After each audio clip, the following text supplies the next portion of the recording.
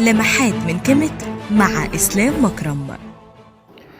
نفر هيرو معانا النهاردة تحفة فنية، معجزة حرفية متنكرة في شكل قطعة مجوهرات.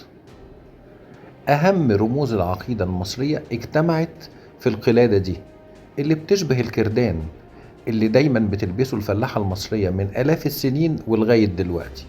نفس الكردان، نفس القلادة، لكن في كيميت كان الرجل والمرأة على السواء بيعشقوا الحلي والمجوهرات. في الجزء العلوي من القلادة هنلاقي مركب الشمس، وبداخلها عين حورس، حول العين 2 كبرى، وفوق العين هلال جواه قرص الشمس، يعني جمعوا الشمس والقمر. في الجزء السفلي الإله خبري على شكل جعران، بين أقدامه الشينو اللي هو بيضة الجعران، حولها براعم الزهور، وتحت الجعران هنلاقي مجموعة من زهور اللوتس.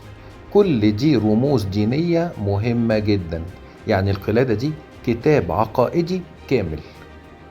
ده بقى غير الخامات المتعددة، ذهب، لازورت، مرجان، أوبسيديان.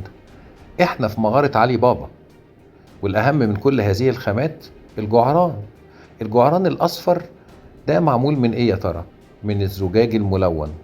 تصور حضرتك سنة 1350 قبل الميلاد، أيام الملك توت عنخ آمون، كان المصري القديم قادر إنه يسيح السيليكا اللي موجودة في الصحراء الشرقية ويصنع منها الزجاج. مش بس كده، ويشكله بالإبداع اللي انت شايفه قدامك ده. كيميت أصل كل شيء. اضغط متابعة للصفحة ولايك وشير. كيميت أصل كل شيء.